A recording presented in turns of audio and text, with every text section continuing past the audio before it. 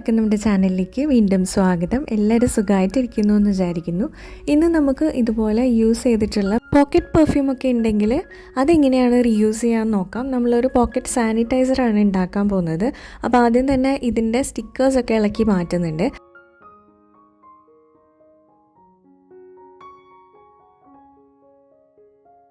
ഇനി ഇതിൻ്റെ ക്യാപ്പും കൂടെ ഒന്ന് അഴിച്ചെടുക്കുക. ഈ സ്പ്രേ ചെയ്യുന്ന ആ ഒരു ഭാഗം കൂടെ ജസ്റ്റ് ഒന്ന് വലിച്ചാൽ നമുക്ക് ഇളകി കിട്ടും.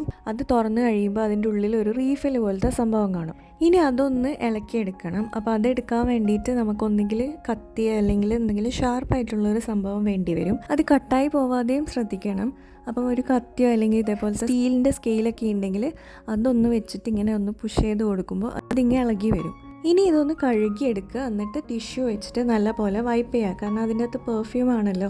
അപ്പോൾ അത് മൊത്തമായിട്ടൊന്ന് ക്ലീൻ ചെയ്തെടുക്കുക. നല്ലപോലെ അത് ഉണങ്ങിയതിന് ശേഷം നമുക്കിതിൽ സാനിറ്റൈസർ ഫില്ല് ചെയ്ത് കൊടുക്കാം. ഞാനിപ്പോൾ ലിക്വിഡ് സാനിറ്റൈസറാണ് ഫില്ല് ചെയ്യുന്നത്. ഞാൻ വിചാരിച്ചിട്ടുണ്ടായിരുന്നു 2-3 പമ്പ് ചെയ്യുമ്പോഴേക്കും തന്നെ അത് ഫുള്ളാവും എന്നുള്ളത്. പക്ഷേ അങ്ങനെയല്ല. കുറേ പ്രാവശ്യം പമ്പ് ചെയ്ത് കഴിഞ്ഞപ്പോഴാണ് ഇതിൽ അത്യാവശ്യം ക്വാണ്ടിറ്റി ഒക്കെ കൊള്ളുന്നുണ്ട്. അപ്പോൾ നമുക്ക് 1-2 മാസമൊക്കെ യൂസ് ചെയ്യാനുള്ള അത്രയും സാനിറ്റൈസർ ഇതിൽ ഫില്ലാവുമെന്നാണ് എനിക്ക് തോന്നുന്നത്. അപ്പോൾ ഫില്ല് ചെയ്തതിന് ശേഷം ഇനി നമ്മൾ നേരത്തെ ആ റീഫിൽ പോലത്തെ സംഭവം ഒന്ന് തിരിച്ച് ഫിക്സ് ചെയ്ത് കൊടുക്കാം. അപ്പോൾ ഈ പെർഫ്യൂം ബോട്ടിൽ കഴുകുമ്പോൾ അതും കൂടെ കഴുകാൻ മറന്നു പോകരുത്. ഇനി എല്ലാം പഴയ പോലെ ഫിക്സ് ചെയ്ത് കൊടുത്താൽ മതിയാവും. ഇപ്പോൾ തന്നെ നമ്മളുടെ പോക്കറ്റ് സാനിറ്റൈസർ ഇവിടെ റെഡി ആയിട്ടുണ്ട്. ഇനി ഇതിൻ്റെ പുറത്തൊന്ന് ഹാൻഡ് സാനിറ്റൈസർ എന്നൊക്കെ എഴുതി ഒട്ടിച്ചു കൊടുക്കുന്നുണ്ട്. പിന്നെ കുറച്ച് ഡിസൈനും കൂടെ അവിടെ ഇവിടെ ചെയ്ത് കൊടുക്കുന്നുണ്ട്.